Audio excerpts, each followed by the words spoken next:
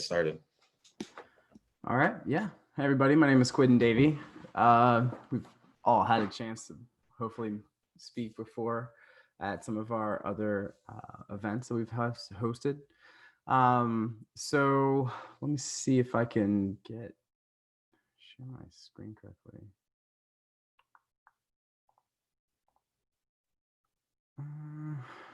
Perfect.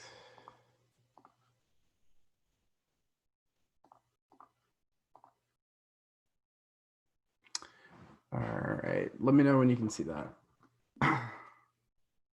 Yep, we can see it. Yep. All right, cool. So today we're going to be looking at effectively researching your market and industry.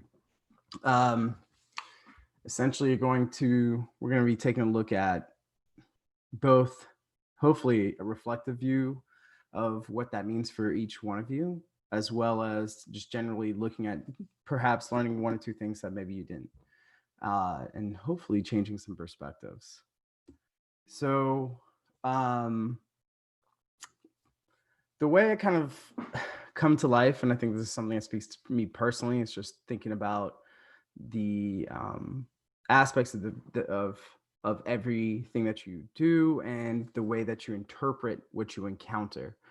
A lot of people like to go into things thinking they know, right? Thinking that you're right. We always often find ourselves in that position. Lao Tzu was a founder of Taoism, and you've probably heard a million of his quotes, like teach a man how to, teach a man to fish, all those kind of things, colloquialisms. One of my favorites is the wise man is the one who knows that he does not know. Essentially meaning that it's better to listen, it's better to find out, to ask questions, and always be curious, and instead of accepting something that may be incorrectly, something that you believe to be correct when it could be completely false. So let's just start from the beginning here. So on a high level view, you're looking at industry. Each one of us, whether we're dealing in some form of real estate, a product, or a good, you're part of an industry. You are producing something. So just as the definition says, it just means it's a definition of a group or a part of the economy that produces closely related either raw materials, goods, or services. Now, some of these examples are manufacturing, electronics, miners, etc. So that leads us to the next portion, which is within each one of these industries, there are derivatives, which means there are things that essentially support or are directly linked to a specific part of an industry, right? So some of these examples could be something that thrives off of, like, for instance, I have down here electric vehicles, right? One of the derivatives might be car parts, or perhaps it's the utilities, the transmission lines, charge ports. And what those derivative industries do is they offer potential leveraged access to either a trend or maybe a specific type of growth within an industry, right? You might be dealing with the EVs, but perhaps you don't want to build a car yourself. Perhaps you're not subjecting yourself to the strains of competing against other, perhaps more advanced automobile manufacturers, and you focus on a different part, refurbishing cars, maybe things of that nature. Derivative industries are very interesting because a lot of times they are the lead creator for newer markets, right? A lot of times we create a new innovation, we find new tech, and then we usually find that there's a equal, maybe a smaller, I should say, opportunity for a smaller market or a new industry that can pop up because of the creation of this new innovation.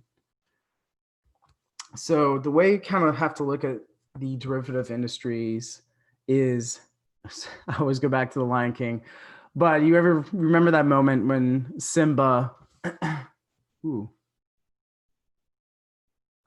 you guys can still hear me? Audio's good. I think Yeah. the presentation is still frozen on the title screen. Have you moved it yet? Let me see. Hold on.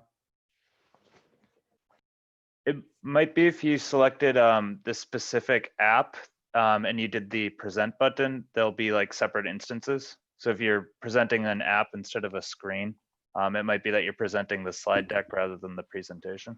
Oh, that's interesting. Okay. That could be it.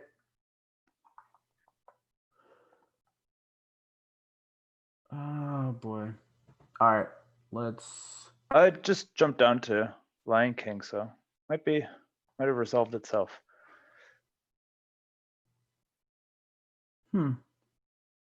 Is everybody having the same issue as well? Well, I'm seeing it on the Lion King slide now. Is that where you're at now? Yeah, but what was it before? Did you guys not have a chance to see the previous ones? No, it was stuck on the first one. Interesting. Okay. Is Let's it see if this will moving help. now?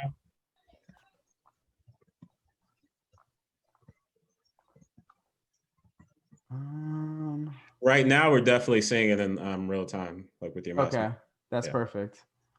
All right. I mean, we'll see if this works. So There you go. can you? Yeah. Can you? Yeah, Okay, so we're that's working. I apologize about that, guys. I wish I That's okay. spoke up earlier. No worries. All right. So, you guys need me to go back to everything, or just keep going? No, you're doing a really good job of explaining. I could follow. Okay, I apologize about that though. So yeah, I mean, think of a derivative market the same way that Mufasa explained Simba. You know, when he's looking over the plains of the Serengeti, he was explaining that there's a delicate balance in, you know, the way that they hunt, that they maintain the earth and everything.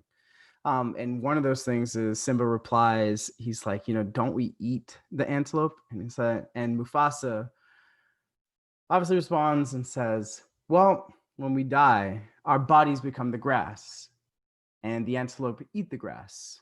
And so we were all connected in the great circle of life.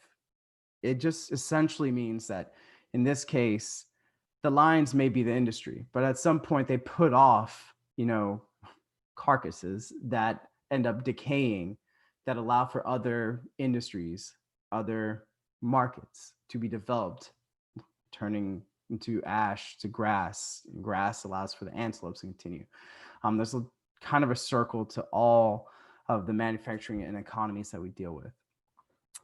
So let me actually, here we go. This might help.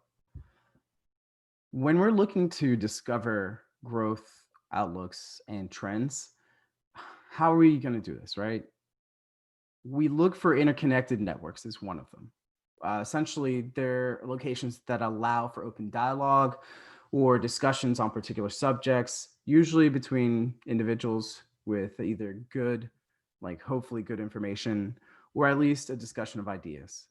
A lot of this comes in discussion boards, conventions, academic institutions, and I put Reddit on there because social media is also a big part of that, right? We've had a chance of seeing the explosion of these abilities to interconnect with other individuals, like-minded or not, and having these discussions and being able to follow them. The other option is finding trend leaders. These are individuals who specifically represent, whether company or person, widely known, trustworthy, knowledgeable, and usually attached to some purpose, right? To some calling. So I listed out here Tesla, Tom's Shoes, Bill Gates, Rihanna, Kim Kardashian. I know none of those seem to connect, but if you kind of think of the individual ones, if you think of like Tesla, for instance, they've been working on an electric car and dedicated to the electrification and removal of fossil fuels from the transport sector. They've been working on that since the financial crash. So, you know, to come around now and see the explosion in growth that they've had and success, you know, you would have missed out on all the Tesla Roadster, which used to only get 100 miles to the charge, and seeing the explosion that they have now where they're building semis and projecting all these other projects. Tom's Shoes, which, you know, at the time launched with the ideas that you could buy one pair and supply a second pair to a needy person. to use in another country, and they would make that promise and they fulfilled that. Bill Gates, which now I guess a lot of controversy has come around, but for instance, his foundation, once he left Microsoft, allowed him to spend a lot of his time and money on researching to help fight, for instance, malaria and other communicable diseases, and solving other issues and actually I might touch on this later on about fixing the human excrement issue in a lot of these other countries that don't have flowing or working water systems. Rihanna, Kim Kardashian, first thing that usually comes to mind for each one of those is their impact on fashion, and their ability to make suggestive comments for or towards certain products and having an explosion of influence. And the following is going to be the social zeitgeist, which is just generally the movement of the people.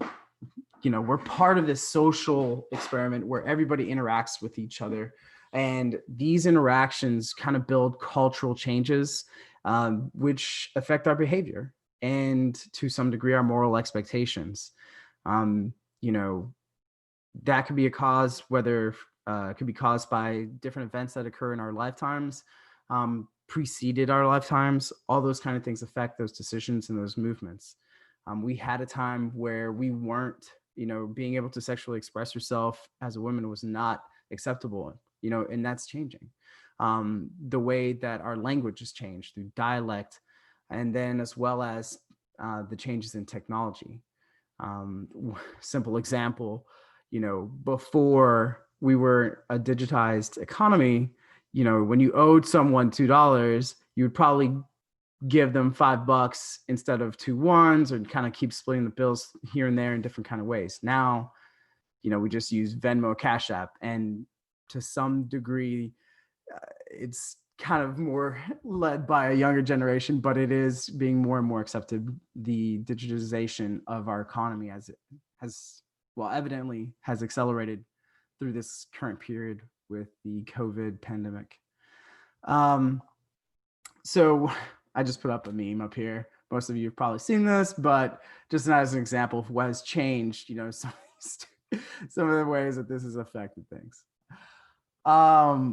And obviously media headlines, right? So this is probably a little older, but we look for these trends, we look for these changes.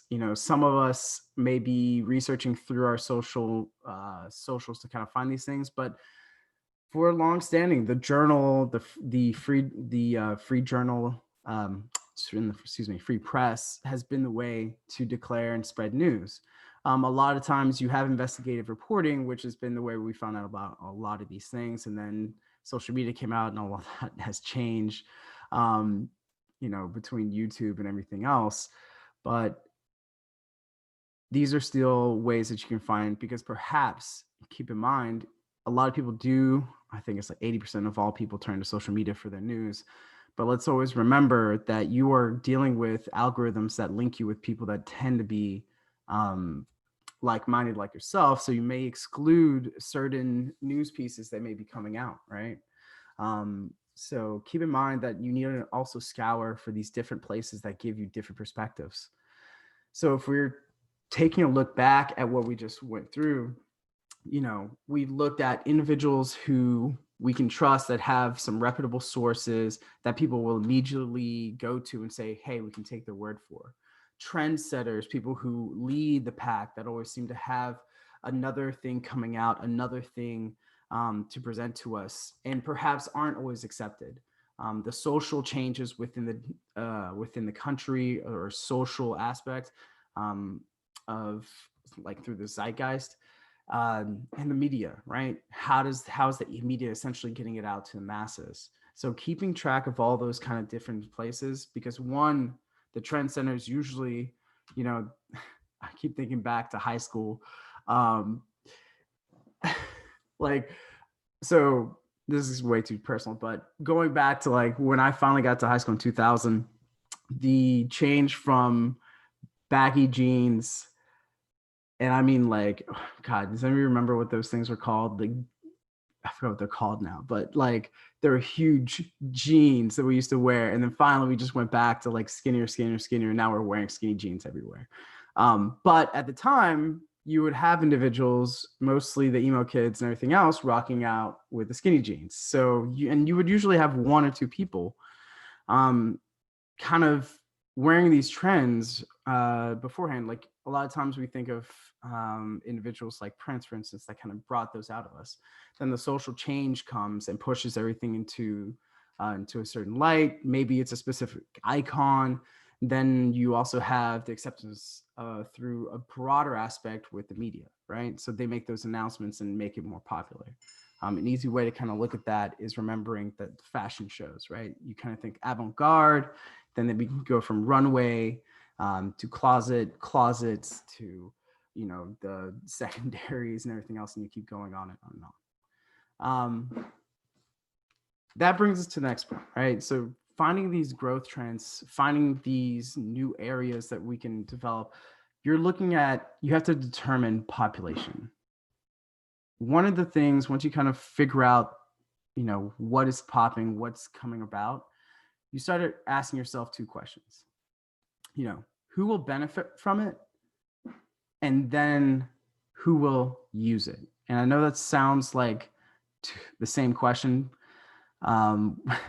semantics here, but it's important to remember that although someone will benefit from something, doesn't always mean they can access it or that they're willing to take the steps to use it. So when we talk about the target population, we're dealing with the goals, the hopes. The addressable market is the people who can benefit from it. These are the people who either have purchased similar product or actively seeking a solution that possibly you could be providing, right? So we looked at the trends. We kind of have an idea of what we want to produce. How are we going to determine who can and access it, right?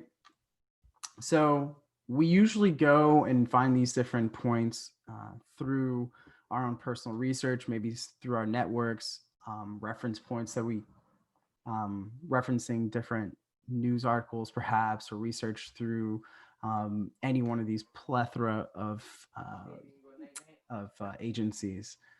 But one of this little part right here at the bottom, always remember to dial back your expectations. It is it's a fact. People always overestimate their total addressable market, and to varying degrees, but it's a usual overestimation. Like we always look at a general market and say, okay, there's 10 billion people, there's $10 billion in this market. If we can just hit 1%, one of the things I always remember thinking to myself was back in 2015, Boston Beer Company was valued, I forgot how many billions of dollars. In either case, I remember them asking people throughout the United States about their size and saying, well, how much of the beer market do you think they address? And at the time, a lot of people were thinking like 5, 6, maybe 8%. In actuality, they were less than 1%. They're at 0.8%. So it's those perspectives, those views that we have to dial back to make sure that we're not just, putting out everything that we think, but we have to deal with realities here. So maybe taking some percentages off of what we expect will give you a better access point or starting numbers to work with. Next is looking at competitor comparisons. We started with dealing with finding these different defining the industry, finding the different growth areas through these 4 different tactical individuals or sources, dealing with who we think would be interested in a product based off of those 4 things beforehand. Then you have to look at who's competing against you already, right? A lot of times we go into markets usually because we see that there's something popping. That usually means that someone is leading that charge for us. So how do we address this? Well, the first thing you need to do is obviously define your industry, right? So you need to go in and define and specifically figure out what it is that your product, service, or good is addressing, right? Are you dealing with a specific product? Are you doing a service? Are you doing both, a hybrid? Are you manufacturing? Are you doing something for retail, wholesale? Is it going to be something within the internet, beauty, clothing? I mean, these are, you need to define it for yourself. Once you have that, that's when you can start looking for the industry leaders. And then we ask the question, why? Why are we going to look for people that we're competing against?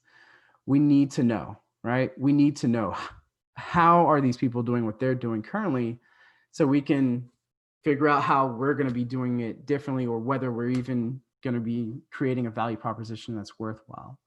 So how do we analyze these competitors? Well, one of these ways is looking at the SWOT. I don't know if too many have heard this, but it just stands for strengths, weaknesses, and opportunities. It's a easy way. You can either set it up from your point of view, right? You can do a self-analysis, and you can also look at your competitor. And don't worry, I'm going to have a chart at the end. You guys can, at the end of this little portion, and then we'll do a little review and kind of have everybody chime in. So looking at the strengths, I mean, we all kind of know what that is. You're basically looking at somebody that you find that's already competing against you. Maybe they have products already out that you can touch and feel. So you're going to go out there and you're going to find that thing that they do, right? And you're going to look at them and you're going to say, okay, well, what are they doing right? Right? What are they doing right? And not only are they doing right, but what are they perhaps have an advantage over me? Do they have an advantage over other competitors? Whether that be perhaps the product, how well it performs, the assets that they hold, that could be property, maybe it's skilled staff, or maybe it's robotics, who knows, production. Maybe they already have an algorithm that's already set up. And maybe they have a goodwill, their name brand sake is maybe strong enough to carry it in its own. One of these examples that I have down there is just like with Coke. They have a rich history. Their branding in itself is efficient to pull in a lot of people. People know, the Coke sign. You see it, you instantly get a reaction. You think, I mean, most of us kind of remember the Santa Claus story with that, or the polar bears or something comes up immediately. So there's an effect there. Then you have to think, over the 100 and some years that they've been going, they have an efficient production line. And to the benefit, for the most part, they really only compete against Pepsi. So they have some pretty strong strengths. Next would be weaknesses, right? So we need to look at the weaker parts of the competitor strategy. We need to find out what they're not really doing well at. And there's a lot of times that happens, even for these mega companies, right? There's tons of things that could be happening. And it might not even be something that you could do better, but it might be a general consensus, like resource limitations, right? We're dealing with the acceleration of electric cars. There's a limited amount of resource when it comes to cobalt, a rare earth that goes into our batteries. The lithium battery production is limited. Maybe it's cost or pricing, right? Maybe they're limited by what they're putting into their product. Maybe they can't reduce their costs. Maybe there's a shipping component that you have an advantage because you're local, and perhaps as well employee turnover. So, Coke, for instance, was built and grown using, over sugar-based drinks. They had some niche juices, energy, and hydration drinks. But when you look at, one of their other competitors, Dr. Pepper, Snapple, they came in with their specific segments. Now, eventually, Coke did buy Monster Energy, but you have these sweet teas. You have Dr. Pepper that came out with several different lines of juices and aloe vera drinks and things like that Coke didn't even look at, because it was a smaller part of a general strategy. But that grew. It became popular. That could also come from the aspects of LaCroix, LaCroix, that, they just did sparkling water and managed to blow the competition off with that. So it might be just an area that they're not looking at. So again, we keep going back to this whole thing of perspective. Remember the perspective that you're taking. Now all these things that we're going over, the strengths and weaknesses, opportunities, and threats, those are things that you're going to be looking at for yourself as well, because you need to define each one of these things. Remember, at the beginning of this whole thing, we said, you have to know yourself. You have to give yourself the real rating of what you are as objectively as possible. So then you can make the changes necessary to address and compete against other people. And that's not always easy. Opportunities, this is where we're looking for externalities, right? So the first two, strengths and weaknesses, are internal, whether it's for your competition or yourself. Opportunities, on the other hand, are external. Those are things that we're looking from outside. So you're looking at the company for maybe opportunities that they overlooked, or perhaps that they didn't really appreciate. So maybe it's a new or old process.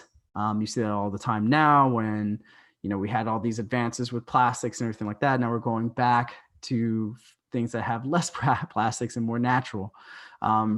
Maybe it's a production technique. Maybe it's the way that the press or media is covering them, or the way they're interacting on social media.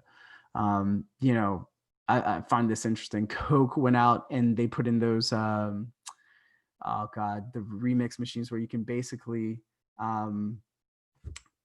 create your own drinks, right? They did research. They used those for research. They saw what people were doing at the restaurants and noticed that people were mixing their different Coke products to make Coke with lime, Coke with orange soda, things like that, like cherry peach Mountain Dew, all those kind of things. And they then took the most popular ones and started releasing them slowly over time. That is one of their ways that they looked for opportunities and sourcing information. And lastly, on the SWOT analysis is threats, right? So here we're just strictly looking for what could potentially hurt your company. Perhaps it's emerging competitors. Maybe it's legislations or regulations. Sometimes it's negative reviews. Hell, it could be a trend change. Like we've been saying before, if you're not paying attention to those 4 monikers at the beginning, your trend leaders, your the media, the social changes, all those kind of things. Like if you're not in tune with what's going on, you fall on deaf ears. Like I keep thinking of that commercial with Pepsi and Kendall, and with the police line, and she comes out there and pops open a Pepsi and everything's okay. It's like you have to understand what's coming up. So any one of these things can be a threat. The emerging competitors, legislation, regulations. At any time, those things could come about, and you need to continually reface and evaluate these things as you go on. And remember, the beginning, the strengths and weaknesses, addresses internalities, things that are within you or your competitor. Opportunities and threats deal with the externalities, the things that can come from outside, or perhaps that they are not observing correctly. Remember, when you're doing this, that you're looking at it from the bigger perspective of the industry, right? You're not just looking at the smaller portion of your specific market. So let's take a little break here. I know just went over this pretty quick. A lot of you probably have a few questions. Does anybody want to give a shot maybe with what they're doing, or find a competitor and kind of talk it through right now?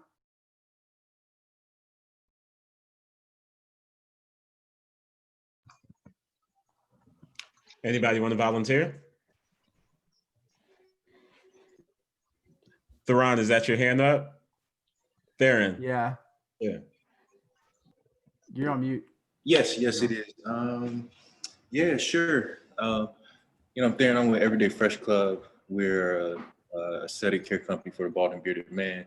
So I actually went and did a little research to check out the competition.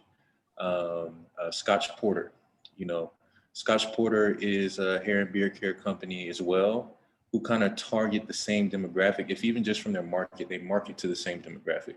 I don't know if they're getting hits, but they definitely market to like men of color, especially Black men, bald men with beards.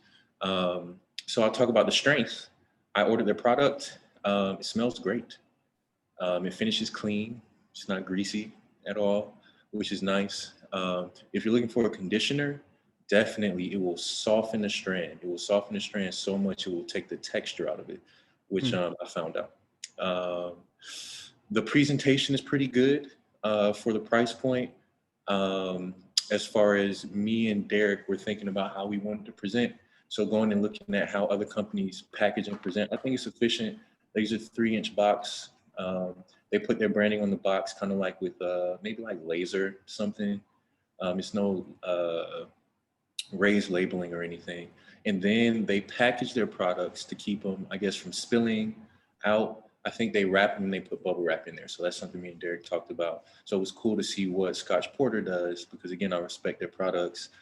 If even from a face, from the social media point, and you know, their beard serum, it's not bad at all.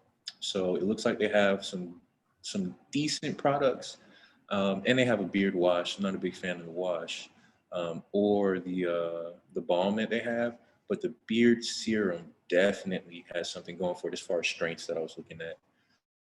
And their marketing, they have a great social media presence. You can connect right from their Instagram to the store, and it's kind of like a real cool integrated experience as far as how it looks, how it operates on the face. And if I want to get my order in quick, it's very simple. It came fast, which was great, immediately utilizable. Some weaknesses that I did notice, because they do have quite a substantial kind of, I guess we'll say, benefit over us because they have a large social media following. But one weakness I did notice was, again, the conditioner is more in the product. You know, they can really, really, really market well to make you want to buy it, whether you need it or not. And when you said like who benefits, and I think one of the first questions about the market question you asked, like who benefits and who's using it, I think that's what came to mind, is that, well, who benefits and who's using it? I really didn't enjoy their balm, which to me may have been should have been like a more robust product. But I am their target demographic, but I'm not really enjoying it. So I thought that was kind of like one weakness, as far as I think they could do more getting feedback on like the products, and maybe I guess addressing some conditioning issues. But again, they really don't address certain strand types. That's another weakness. You know, my beard is a little different than most. So I see room to address multiple strand types. We don't all have the same hair growing off our face. Another weakness was price point, in my opinion. So for what I was getting, I paid $60 for 3 products. It was like 2 ounces of a beard cream. The serum was good. All right, the serum was good. I'm not gonna front on the serum. And then the wash. I really haven't used the wash or the like the meringue or the cream much, but I have used the serum a little bit. Another weakness is just using it. From what I realized, is like it's comedogenic. It's trapping dirt and pores. I got a couple ugly ingrowns. People couldn't see them, but I could feel them. They're extremely uncomfortable. So with that, opportunities I saw are also things that me and Derek had talked about, in focusing on a product that wouldn't agitate in the way that I was agitated, as far as like my skin had some huge folliculitis going on, which the serum could have contributed to, because it's really greasy or oily. It's made with oil. So depending on what oils they use, we could maybe find a place to kind of refine that. I think I know what they use. You can kind of smell it. And another opportunity I saw was price point. You know, it seems like they're not that interested in having repeat customers. It's more like they sell their things, they're like pretty, and then they'll hit you for however much. And if they can get you $60 once or twice, you know, they're gonna make $50 million or something like that. So what me and Derek is a little, I guess it's a little different. We're looking to have repeat customer. It's a subscription-based service. So keeping the repeat customer means we really have to be able to respond to customer feedback. I'm not sure if they even had a logic to like integrate customer feedback, especially from the box I received, which was a full kit. I did buy the full kit. There was no like, oh, DM us this, take this survey that wasn't there. So I think opportunity for a company to respond to need. If you were the person who got folliculitis, if you're a person who just didn't like the scent, if you're a person who said like, hey, this was cool, but the finish just, I didn't want to use it because after I put it on my beard, I touched my phone, everything's greasy. I put the phone into my face, everything's greasy, you know? So I think there's a big opportunity here to integrate feedback as well, customer feedback, and then meet that with like a clinical, kind of like a clinical mind to see exactly how we can solve those problems. But then threats, I could see if I'm just using Scotch Porter. I think that there are a lot of emerging competitors. There are a lot of people who want to do a do-it-yourself attack on hair care, with the natural hair, I guess, industry kind of making a big boom when perms went out of style. I remember watching Chris Rock's Good Hair documentary. And shortly after that, you know, when black hair was in the mainstream, there were a lot of conversations about what it means to have good hair and why our natural hair couldn't be considered good. So about that documentary, a lot of natural hair care products started coming out. Women stopped getting perms. I used to look at numbers. I forget the number, but perms decreased some extravagant amount because people were wanting to wear their natural hair with pride. So the threats are a lot of people are doing this on their own now. And the small business, especially minority small business, has a certain appeal to it, has a certain cachet. I want to support, people want to support. So there's a lot of pulls, and me and Derek are also in that kind of in that vein. Another threat, they are really, really clean on the media. Oh my gosh. I don't know what they're paying or where they're finding these models. Do they know these people? Do they know these dudes with these beards? How are you getting these people? The editing, the backdrops, I don't know if it's all digital, but it's great. It's great. It will literally make you want to buy the product just to buy the product. You don't need to be a repeat customer. And let me see, do I see any trend changes? I'm not sure I see many trend changes. I think one thing that I am noticing is that the small do-it-yourselfers who've been working, they're growing into be like small business, into big business, into like a Scotch Porter, but it feels different because the growth is a little more organic with feedback. And I think Scotch Porter kind of presents on the face as like a bigger company. So a threat to us could potentially be companies like Scotch Porter who have the recognizability to have a very clean facing, I guess, marketing. They know who they are. They know what they want. Maybe they don't. Maybe they won't. Maybe they do want repeat customers. But right now, you know, they're doing just fine. And then market saturation as well with do-it-yourselfers and the natural hair care boom, natural product boom that's happening because people are looking to take care of themselves in different ways. Cool. Yeah, I feel so. I was just writing down some of these. Just to keep in mind when we do go over, like you did a good job of going over the threats. I think the opportunities, we do have to remember that it is a externality. So although, like I think you brought up a good point in two of them, which was they may be failing to address specific demographics, right? They're changing, so expectations, not that things will be general, but they'll be specific to specific hair types or beard types, right? Okay, cool. Yeah, great job. Anybody else want to try? Oh, thank you.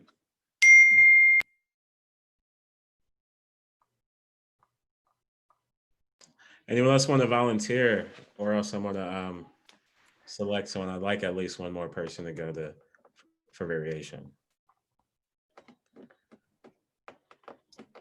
I'll go. But I'm driving. Okay. Yeah. No worries. We definitely want you to be safe. I'll go for it if you want. Sure. Go ahead, So Josh. this is for the SWOT for our business or the competitors? So it's either or, but it helps if obviously you want to address and kind of focus on your competition. So it gives you something to refer back to on your own. Okay. So I guess strengths for the competition. I guess recognition. So I'm Well, let's hold on. So, like what Theron did, remember, define your industry, right? Define your market, like your addressable market, your people, and then attack the like define your competitor. okay. So I do permaculture design and real estate. And I would say my competitors are realtors and landscape, I guess, designers, typical landscape designers. And their strengths are familiarity. A lot of people are familiar with typical landscape design and typical real estate. So they have that as a pretty good strength. A weakness is that they're all pretty much doing the same thing, just different, angles on it, on what they're doing. The niche, even realtors, when they have niches or landscapes, designers have niches, is kind of similar, I would think, in some ways. So I'd find that as a weakness with them. Opportunities that my competitors have, opportunities in general or opportunities in relation to what? Yeah, I mean, let's like think back to like emerging opportunities. Maybe there's a new type of development that's coming out. It could be something as general as discovery of new plants. In your case, I'm guessing. So opportunities, I guess, that my competitors have are to just, I guess, maybe grow faster or acquire more clients or customers because of the familiarity that people already have with how the traditional landscape design and real estate aspects work. And then threats they have are, for landscape designers, their threat is they're not keeping up with trends in the environment or ecology. So they're kind of just doing typical landscaping. They're not really embracing change. They're just going with what they know. And threats in real estate, I would say kind of the same thing. They're doing, a lot of realtors are just, I guess they are embracing different aspects from what I read in the magazines that I get, different technology aspects, but their threat is still, they're only providing the same value with each other. They only provide, specific values when the real estate that I do, I could provide value outside of that. So I would think that would be a threat if they're not keeping up with environmental trends in the marketplace, and with consumers.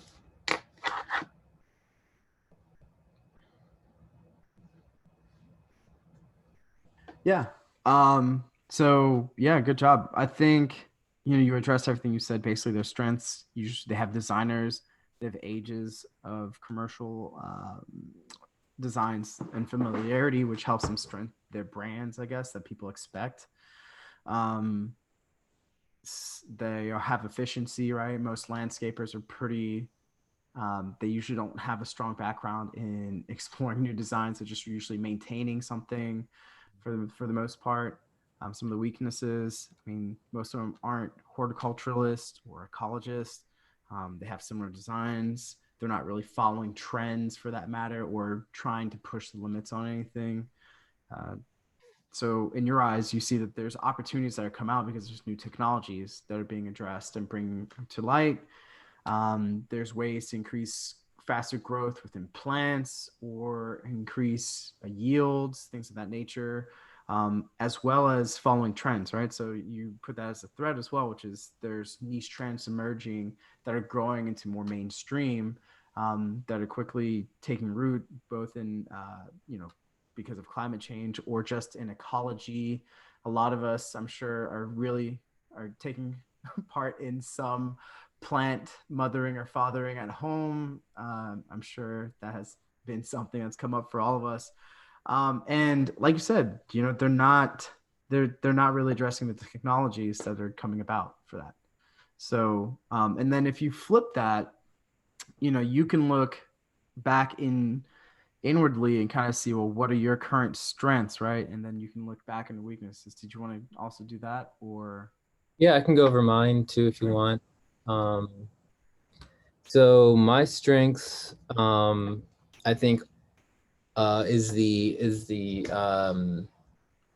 the embracing of using ecology in both design and in real estate, being flexible with my clients and customers and offering them multiple options, for projects, and experience in real estate, and experience in travel with permaculture. I think those are my strengths. My weaknesses, because I want to do bigger projects, I would say one of my weaknesses is I don't have experience doing bigger projects. Some of my other weaknesses, I don't have an architect or engineering background, so I have to learn a lot of those aspects as well. And so I'm working on them now, but I think that is a little bit of a weakness that I'm experiencing.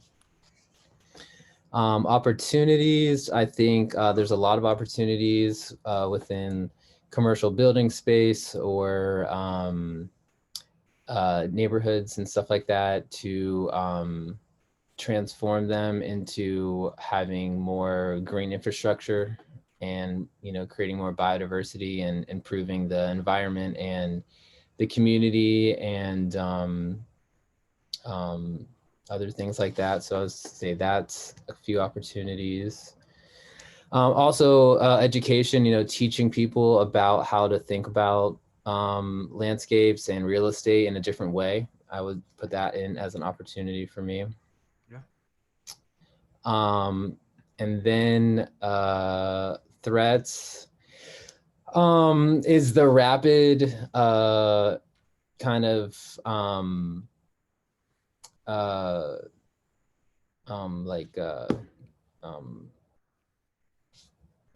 like the fast pace of trending, like the rapid trend of green businesses popping up and other people realizing the importance of what this is in the near future and in the distant future. So I think threats are other businesses popping up, but I would also kind of consider that an opportunity because I think that also creates a market, and now there's people that are interested in this and there's bigger demand. So I would consider that both, but that would be a threat. And I think another threat would be just like kind of other people with more experience and more background in the yeah, they do. And in I'll talk to that in a second, but that turned into that transition into that kind of more natural space. But I wanted to just talk on that point that Aaron did a lot of threats turn into opportunities, and a lot of what you're saying at the beginning, especially that Mufasa quote, was very resonant with permaculture. So I thought that was pretty cool. Thanks. That mess. I love your analysis. You did a really great job of going through both your competitor and yourself, and you recognize a lot of the pain points, the opportunities, and all that available to you just for what you're dealing with in your industry. I want to remind everybody. I know we haven't hit the deep into the market portion of it yet, but these are opportunities for you to look at all these things and seeing how you can leverage those, right? So, we have to remember that there isn't one way of doing any one of these things. There isn't one way to solve each one of these issues or make one of these things better. Sometimes we like I said, remember what I said at the beginning. Sometimes we come in thinking we have the right answer, that we've thought through all the possibilities and think one is better than the other. Remember that sometimes it's just preference. It doesn't mean it's better. Uh, you know, bring out another quote about life. There's always an opportunity to remember that somebody else from somewhere else will see the same thing that you saw and look at it in a completely different light. So perhaps in your case, Josh, you're talking about this lack of experience with architecture and engineering and knowledge and those things. Education is certainly going to help. You also have to remember the time value for your education, your ability to get that. And with something that you said, which is a threat, which is the rapid trend and the acceleration, is how much time do you really have left to educate yourself and getting yourself up to that point where perhaps opportunity might be, finding somebody else who already has that experience, or partnering, or, myriad of other ways of figuring that out. But keep that in mind for everybody. I mean, this is, bringing back to Theron, you were saying, there's the market itself is seems overloaded, right? It's ripe for consolidation. So keep in mind that maybe something that will be an opportunity in the future is meeting someone else doing the same things as you, and maybe have the same kind of strengths, or perhaps some points where they can fix some of your weaknesses. So keep that in mind, guys. There's a plethora of ways to go about this. All right, so let's dive back in and deal with the market itself, right? So market research. We have to define a market here. We're talking about, we said, oh yeah, the market for this in a sense. A lot of you guys use market interchangeably for industry, but remember there's a difference. Markets, although like I put here, it's loosely defined as places to exchange goods. It doesn't necessarily define your industry or how your industry works. It just tells you there are places where things can be bought and sold. A place obviously is a location. It can be physical, digital, local, national, international. So, some of you were making points like, oh yeah, well, this is really doing well, blah, blah, blah. Well, where? Right? Because think of industry as the overlay of the top of the sky, and now we're kind of diving down into different parts. Like when you look at it, the planet, like from the space station, take photos, and you'll see it at night and stuff like that, and you see all the hubs and the lights pop up. Just imagine that the world is in itself and a location. And for the most part, if you had to look at it from the lens of your industry, that's essentially your industry. Then you're looking at the markets are the specific little areas that you're addressing. How does all this come together? So the exchange portion of this implies the transaction, right? So the demand or supply, which is the ability, where somebody wants something, right? The demand, and somebody on the other end is willing to satisfy that demand with supply. So you both have to remember there's a place that this has to happen. Or that you're targeting, and then there's a want and a ability to give.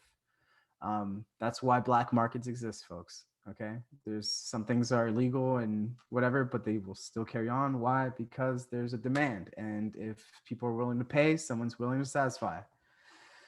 So let's address the theory. Start with the very top here, the theory of demand. Because we can all find a place, we can all determine a location. Those things are rather simple to kind of start with, but you can narrow down from top to bottom with the location. But understanding how is demand, where is demand, why is demand, who is the audience that's demanding, and how is it being demanded are questions that you're going to have to answer for each one of your services or products or whatever you're providing through your industry. So one of the best ways to kind of do this is using Pastel. It's a breakdown of just looking at your market specifically, that location that you choose to address and attack, and looking at the political, economic, social, technological, legal, and sometimes environmental aspects of where you're addressing these things, right? Now, if you're digital, that environmental is going to be a little bit different, right? So let's look at these individually. So we decided that a location, you pick a location you're trying to address. That's your mark. The first part of the market is the location. So in your mind, I want Quentin, I think your slide is stuck again. Ah, damn. Okay. Let me try. Is it working now? Yes. All right. Sorry about that, guys. Let's see if I can go back a little bit here.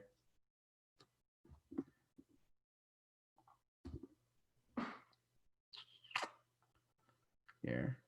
Because I really hope you guys can see these things, because it is kind of important to understand these. So I know we already spoke on this, but if you needed a visual aid, markets implies both a place and an exchange. So you need to determine, and I'm saying to everybody now, is you really need to look at and focus, perhaps for this exercise, a specific place, right, that you want to address. Now, that could be something that you're doing now or something you're looking forward to in the future, but let's start there. And then we'll deal with the exchange portion throughout this as well. And then this theory of demand is just really demand, and the theories of demand address these questions, which, where is it? Is there demand initially? Where's the demand? Why, who, what, when, where, all that kind of stuff, right? So we use, and this is where I'm kind of introducing PESTLE, which is just abbreviation of political, economic, social, technological, legal, and environmental. And we're just getting to the politics of it all. So, like I said, you picked a place in your mind or perhaps where you're working in currently, right? Looking at the political end of things, you're looking at the government, you're looking at the stability of the environment, the possible corruption that could be happening, or maybe there's a trade policies that occur, right? This could be taxes too. Don't forget this. Corruption in itself, I know we're thinking about humanity as political senators, perhaps congressmen, things of that nature, maybe a mayor. Don't forget, if you're dealing with digital, you're still dealing with people who can still hack, perhaps copy, reproduce your product.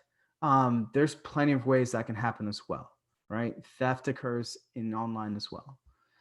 But you need to be looking at, and let's just assume this is a digital platform, what's their governing style? How do they make decisions? One of the things that kind of a lot of people appreciate about eBay is their ability to be able to make a claim that something was not what they ordered and immediately get a refund. But for some sellers, that could be a big turn, right? They could say, no, I don't like the way you just instantly provide stuff without us being able to rebuttal. And that costs us on the back end on shipping fees. What's the stability, the political stability we're talking? Like, maybe you're dealing, most of us, I'm assuming, are operating within the United States. So there's up until this election cycle, political stability has been we have had the gold standard in the entire world, right? No one has ever questioned anything about our politics. It's been pretty much solid. Now, maybe I don't see anybody in here working in maybe precious metals, but political stability in a lot of countries that have mining operations, for instance, that's an actual portion that they risk manage out. So you need to be able to understand what it is if it's shifting. Perhaps there's regulations that may be coming in. Like, for instance, some of us are working, let's see, Theron, you brought up that you work with beard and hair care, and maybe there might be some regulations coming down from the FDA at some point that could change the way that your business has to go through. Perhaps there may be a new tax on perhaps a specific ingredient, right? Those are kind of things that come about. We've seen that all within the last 3-4 years. Like, you can go and kind of see all these things change within the digital space, within local markets, all that comes in. I put this in here, the corruption score. This is really an interesting thing. If you go online and you Google corruption score, they do the World Bank and I believe the IMF and the UN do a corruption score for each country or locality to see how bad it is. I think we've all kind of heard the stories of, you go when you're driving through Mexico, you get pulled over by a cop, right? This is probably colloquialism and probably isn't correct anymore, but hopefully it's something that we can relate to. We'll just use that as an example, not as something that we're going to be trying to promulgate for any sake, but just saying like a lot of countries, even in places, I remember getting pulled over in Jamaica, our driver just paid off the cops, and that happens. Those are parts of business, and businesses do sometimes work with industries that aren't always the best.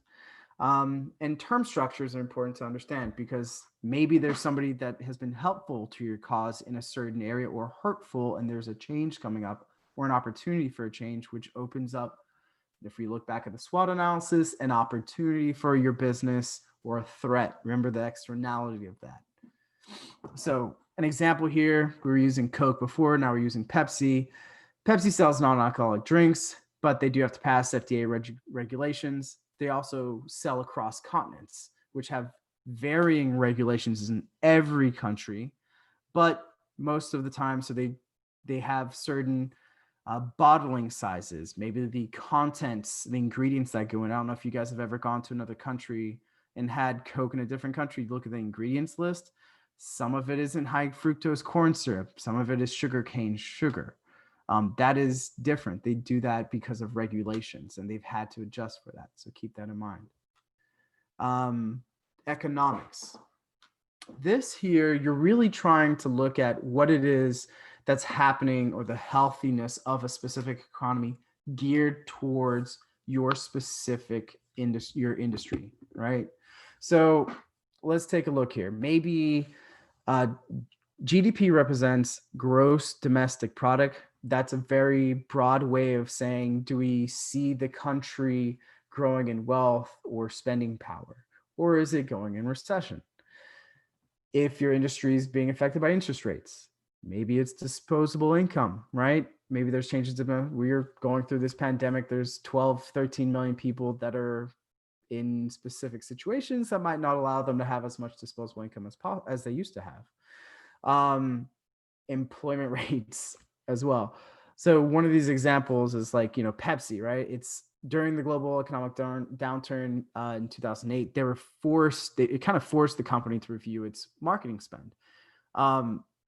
Why? Because they knew they weren't going to be able to afford it based off the amount of purchasing that was occurring with their products, right? So they had to rethink a new market penetration in new markets for specifically how to address people, how to market to different people, to try and attract new customer bases.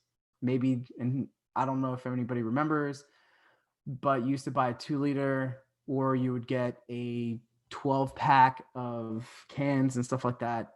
And they came out with a new solution for them, which was realizing people can't really still want to buy their product, but they couldn't spend as much as they could before. So they shrank the size of the 12-pack. Instead of 12-ounce cans, they shrunk them down to 8, I believe, 8-ounce cans, and cut their price by half. And then they saw an increase in sales there. So those are kind of things that you need to pay attention to. Maybe the economy of the market you're going into doesn't fulfill your specific strategy that you currently have, and you might have to alter it.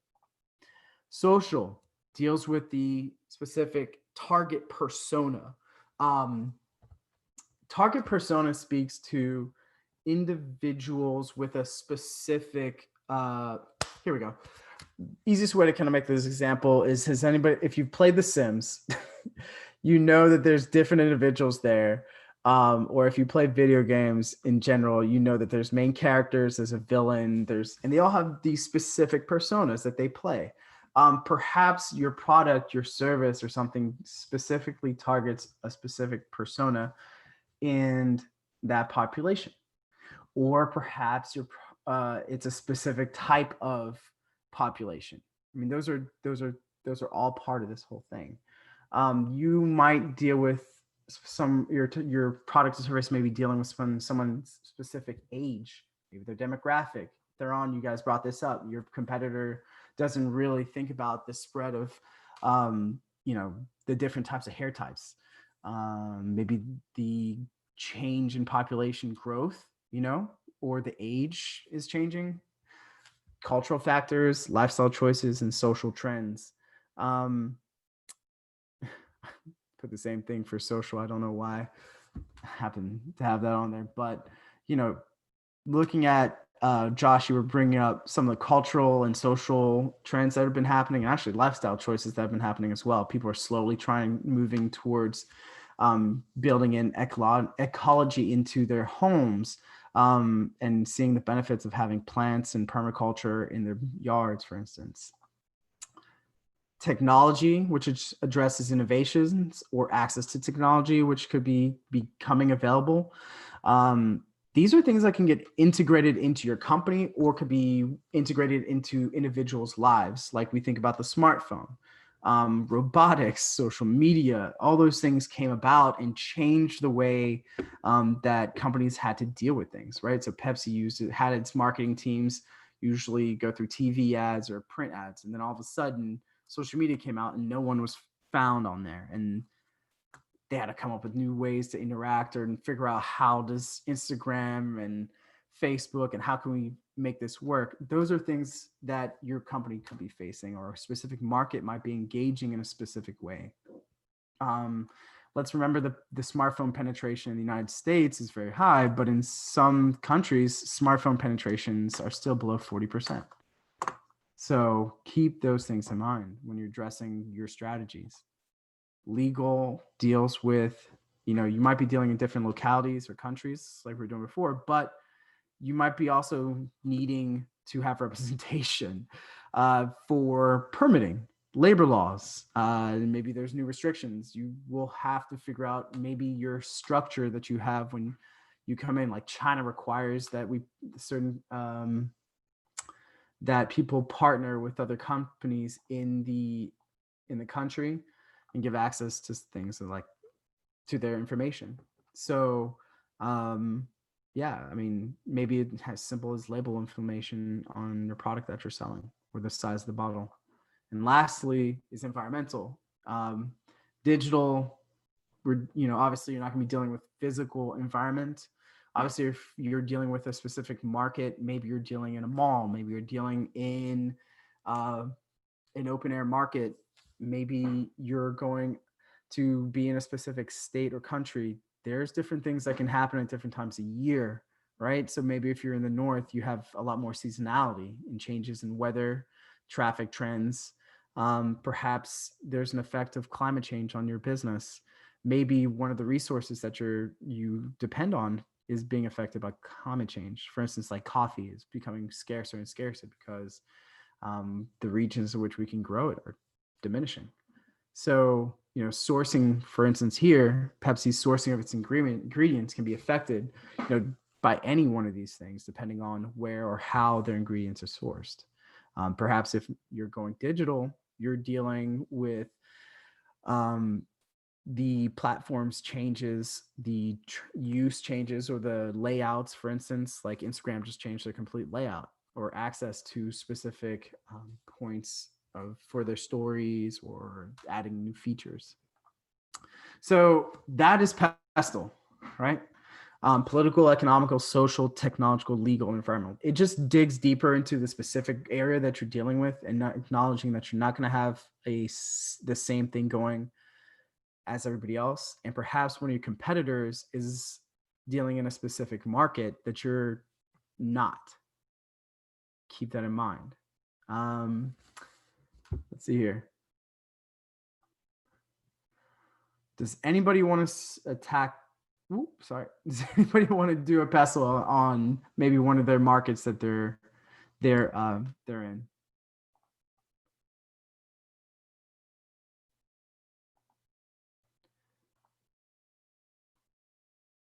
PJ, Timothy, anybody?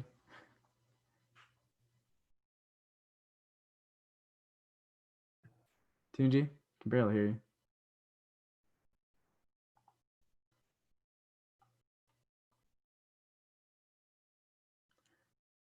All right. So everybody's got a handle on this?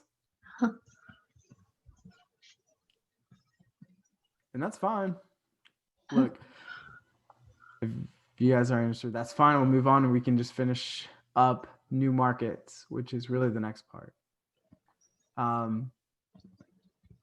Sometimes we deal with things that aren't specifically something that exists, right? So perhaps we're working in an industry and we're going into a new specific market, right? A new way of addressing or dealing or producing or creating something. So a lot of times we have a question of like, how do we make or start addressing that, right? I came up with a new invention that does something or another, but I don't know how I'm going to implement it in that place, right? So perhaps you're dealing with one of these pestle items that is detrimental to your business model. And you haven't had other competitors have not had success in this specific market. We have to look at it from a different perspective. So from the top of this, I've been saying it's about perspective on how you address these things. Push and pull comes back to the demand and supply issue. Pull obviously is pulling, there's a demand pulling things in. Push is obviously you pushing a product onto something. Now, a lot of times, we think about, I need you to not think of push as so strongly as you literally having someone that doesn't want something and you're just giving it to them. That might not be the case, but maybe the case is a little bit more complex, right? That's why sometimes we have failures and some companies give up. Now, the push strategy is usually the most, used strategy, and it's real simple. It involves a market solution that somebody already demands that resolves a primary demand that's already out there. It's the most common strategy that most people use, right? Like, I need water. Here's water. Here's a water bottle. I think that's actually one of the things. Yeah.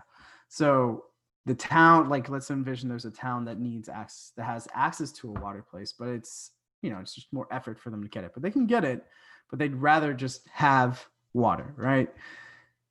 So most of the time, the ideas, a push strategy solution would essentially be, let's just build a well in their town. They don't have to walk all the way to the river.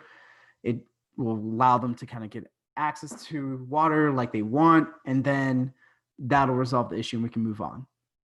Now, I'm going to ask you guys, like, what might be some unintended consequences or complications that arise from building a well and then letting the township go from there?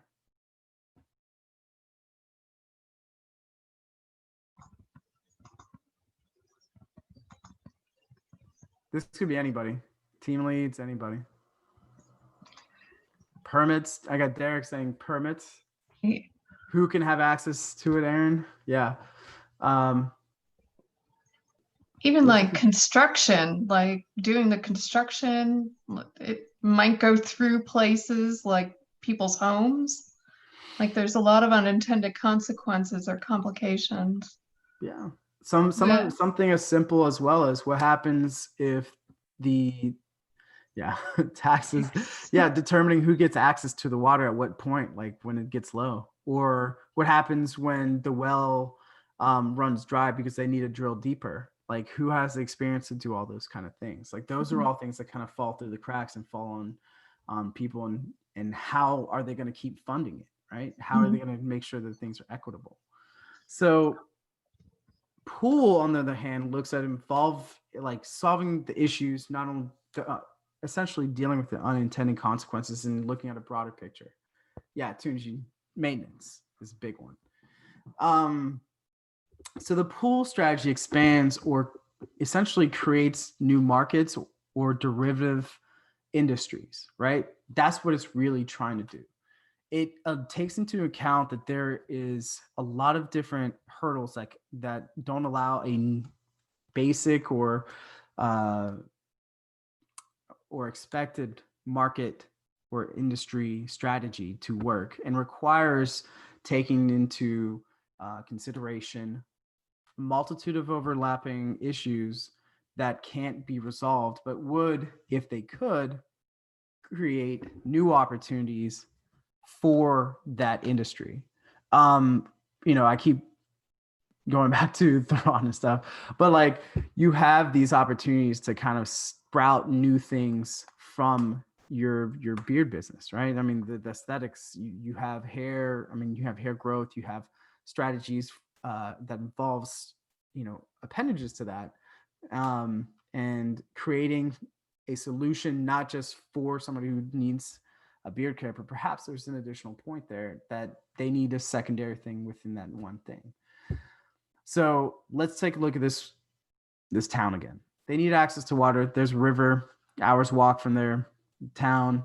The pool strategy would perhaps implement a partnership strategy. They work with the town leaders to develop a strategy to construct a local water source, train engineers, which allows them to monetize not only the water source that they're doing so they can sell it to different individuals, or to create and support local agriculture, expanding the township's market and goods, right? So that not only does it create an opportunity to solve the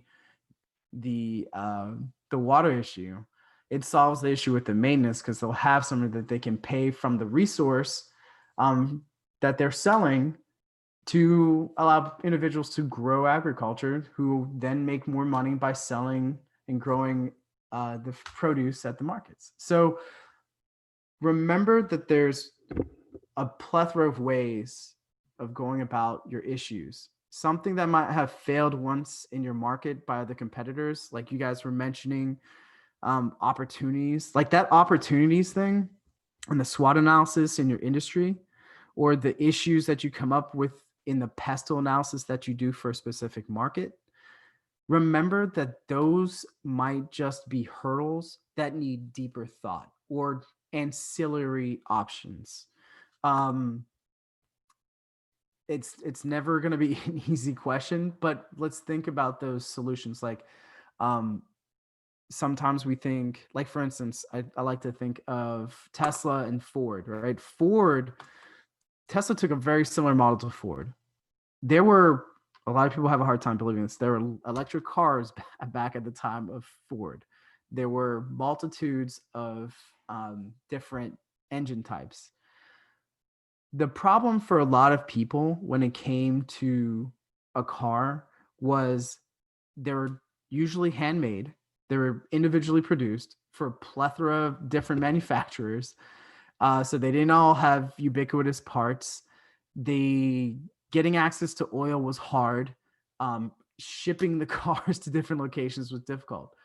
So what Ford ended up doing was saying, okay, let's create a production line. Like, we're not just going to make everything every time custom made. It's going to be a generalized structure. It's going to be made one way with like the same parts through and through. Even if we do that, we reduce the cost of production. The next thing he did was he ended up partnering with oil in brands like Standard Oil to build different gas stations. He paid for those. Because he knew people would need access to oil if they were gonna buy his car. So not only was he addressing price, he was also addressing the stress of getting access to the thing that makes the car go. And when it came, they built their own rail station and yard, and so they could distribute the cars.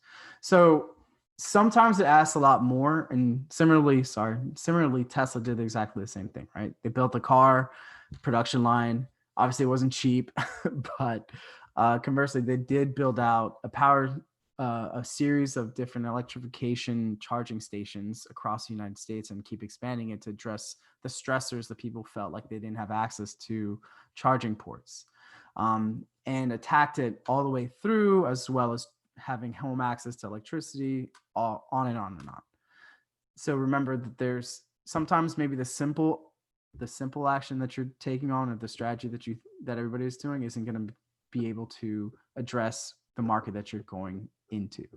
But perhaps making those partnerships, looking at some of those weaknesses that you have or those pestle issues that you can't overcome, might just require you to reach out and think a little broader, partner with people, come up with different strategies. So these are just some helpful links. There's a couple others. I mean, there's information out there. It's readily available. I really like I was going to add the UN or the IMF, the World Bank, because they have so much information for markets, especially the World Bank. I mean, I can't even explain to you. It goes in depth. The Bureau of Labor Statistics really kind of gives you a lot of definitions as to your industries. It also breaks down locations. The Morning Consult is a trend. They give out these great quarterly emails with free information on trends and outlooks. And obviously, I know you guys aren't dumb. You guys have access to everything you've seen. There's a reason why you're in each one of your industries, but taking a look at different social media, following specific Twitter feeds. There's plenty of RSS feeds out there. And if you guys don't have an RSS tracker, I mean, they're free. You can download them anywhere and just gives you access to what's going on with some of the trendsetters out there. So yeah, that's it. If you guys have any questions, feel free to ask them now, or I can certainly address them later. Thanks, John.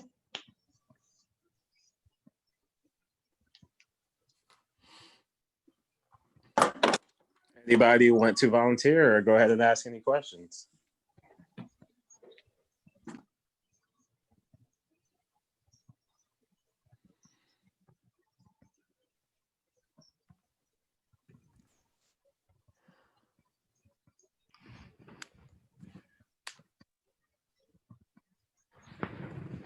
Well, thank you, Quinn. If you have any questions, I'm going to get Quinn to post his office hours over the next few days.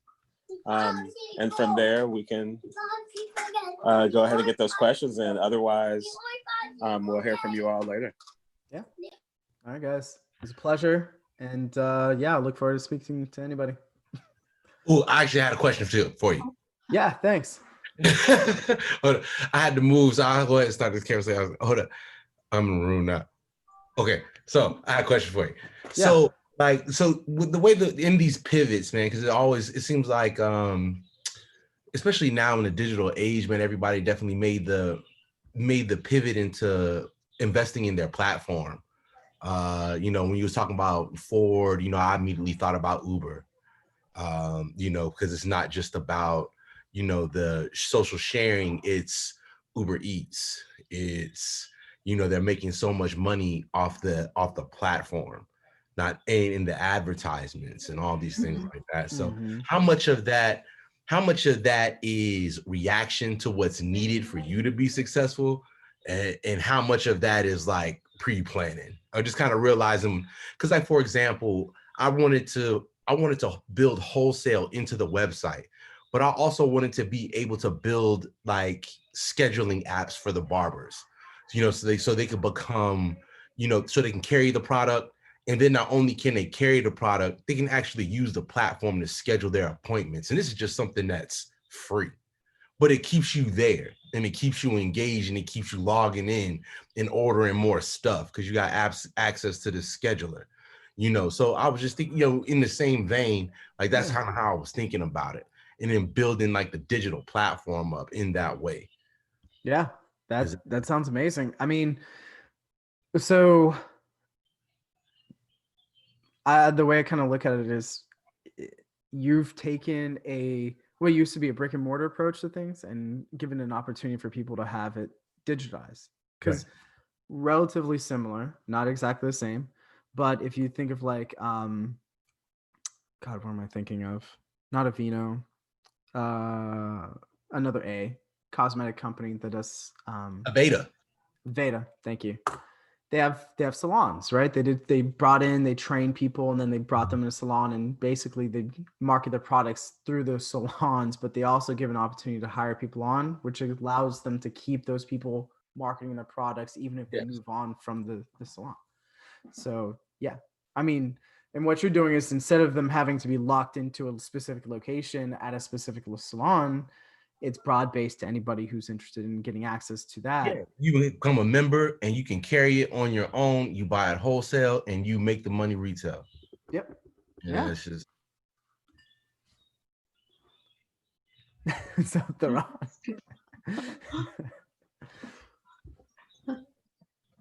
yeah, man, we just got to put it in place, man. Yeah, I think you know Yeah. it's funny. There's a lot to think about in that. I think it's a good like like in a strategy sense. I think it's a great idea to move forward with that. Well, it also feeds into what you were talking about, Quentin, the infinity. So Derek and Theron are creating this self-serving, sustainable infinity where everything is feeding into each other. So Interest. when you were talking about the SWOT analysis, that's what I was talking about. I was thinking about like everything just sort of feeds into it so that opportunities or threats become opportunities and things like that. And I think they're solving those problems by adding those features to the website.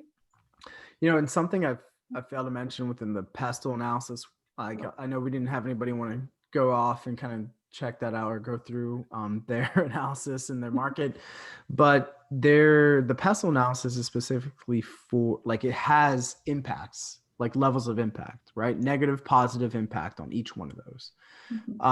And it has varying levels. Like you could have regulation coming down the pike, right? But maybe the impact is low. So really paying attention to that isn't very high and isn't really necessary.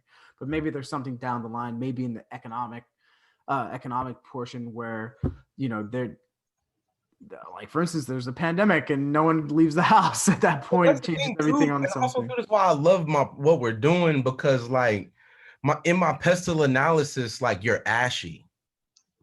You know, like everybody has to address that. Yeah. But also in your case too, I mean, it Like could regardless be of your political affiliations. right. Everybody has to hydrate. Right. But also in your case, I mean, you know, you could have an economic impact, but also an environmental impact where you may not be able to get the materials that you need to make your products. So that's where pestle comes is very important to look at it. Yeah. Of course, So resources. That definitely happened in COVID. We had to really totally reformulate and make it and make another plan. Like it really, it already happened. And that definitely having that model to go back on, I definitely see it's definitely certainly useful for sure. Okay. That's awesome. Yeah. I have a quick question, Quinn. Yeah. So when doing a market analysis and kind of gauging your competition, what would you say for startup founders is one of the most important factors to consider out of all the factors that we kind of discussed previously to pay attention to? Oh. And relevant to early stage founders, right? So individuals that are ideation or possibly have product market fit and are trying to gain traction. Yeah, I think, oh man, you put me on the spot here. I think if you're going to really attack it, I think it really comes down to understanding where you fit in an industry, because once you figure that out, the rest of, you know, you can, like you were saying, you can pivot pretty quickly from one thing to another, but you, especially as a startup, you have the ability to just literally stop on a dime and then figure something out. But you really do have to figure out, you know, where you want to be in that market. A lot of times you know, we start because of trends, and then maybe we figure we can do something or we have the passion for it. But you know, trends are broad. A lot of times it gives opportunity for a lot of people to come in and in varying degrees and varying aspects. So that's why I really like the SWOT, because you really do have a chance to really dig deep and say, okay, well, what is it? Make a comparison to somebody that I look to for myself. And then you start looking at what they do well, what they don't do well, and then really what are they overlooking and what might be coming down the pike. And that gives you a really good opportunity to say, at least plan for what might be coming and what might interest you, right? So maybe there's a failure along the lines on a certain product line, or perhaps you are doing a specific type of offering thinking that this is the way that it needs to happen. But looking at those threats and opportunities, weaknesses and strengths, you realize maybe the combination of things I'm doing aren't going to be overcome for me doing it, focusing on this. And I really need to change and strategize to do something else. And it still could be in that same industry. It just has to be tweaked. Nice. Any other questions? Okay, because I have one more. That's why I asked. But Quentin, as previously stated, you are a expert, shall we say, in investments and finance. And although, well, I guess the simple way to ask what I'm trying to ask is, when you're looking at an early stage founder, early stage startup, what is the most promising factor that you would point out as something that would identify this startup in the early stage, right? When we're kind of we could be pre-revenue or early revenue. What is it that you would identify that makes you feel, as someone with an investment finance background, that this startup or this founder is on the right track? So early stage, I'm looking at 3 things specifically. We're looking at addressing the management style, right? So you need to be able to look at the people who are running the business, right? They're the people. I can't even explain how big that is, because if they don't have the right combination of things, like you're looking at the industry that they're working in, and then you're also looking at them and you're saying, okay, maybe the fit isn't right, but you can definitely take the founder and the people that are working in it, and depending on what their aspects or what the qualities they have, they will be able to pull the life out of something and make it work, or make it fail. The second thing is just the idea, and the way that they're able to not just pitch. I guess the word I'm looking for is the ability to formulate their strategy and understand, like we just went over the SWOT pestle. Like, to me, that if they don't comprehend precisely, if I have to walk in and I see like they have big holes in what their vision is and everything else, and it doesn't make any sense, and if I bring it to their attention and afterwards they're like, yeah, I don't know, it's not a problem, and they can't like precisely explain to me why that's not a problem, that's big, right? So it means they aren't really they're not set in reality. And the last portion of that is, the company itself, right? So how is that, you can have losses in a startup. It's gonna happen. You can have mistakes. The problem is you have to be able to come and explain yourself afterwards, and you have to be able to essentially correct it. And I say these things in broad senses because every startup is different and has different errors, mistakes, and things of that nature. And I will say, like, lying, cheating, anything of that nature that comes up is beyond like red flag. That's a deal that will break anything. Being obscure for the sake of being obscure, I will walk away. I don't have any business dealing with anybody who's not willing to explain and work through and show me. Like, I'm obviously coming to you because I have an interest to work with you, but if you can't open up and trust that I'm here to help you, there's something here that I don't need to be a part of. And I've walked away from several deals because of that, and it's definitely not going to be something I start doing now. Like, no. Thank you.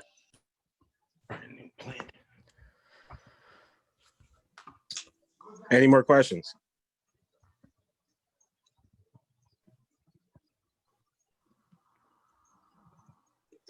All right. Well, I think that's it, Quentin. We definitely appreciate your time this evening. As stated again, I will definitely get your office hours. Is there anything else you want to say to the group? Yeah, I'm certainly interested in hearing more things from everybody. If you guys have any questions, I'm always, like I said, I'll be giving my office hours, and I'll be really looking forward to connecting with some of you guys. All right. Thank you, everybody, and have a good evening. All righty.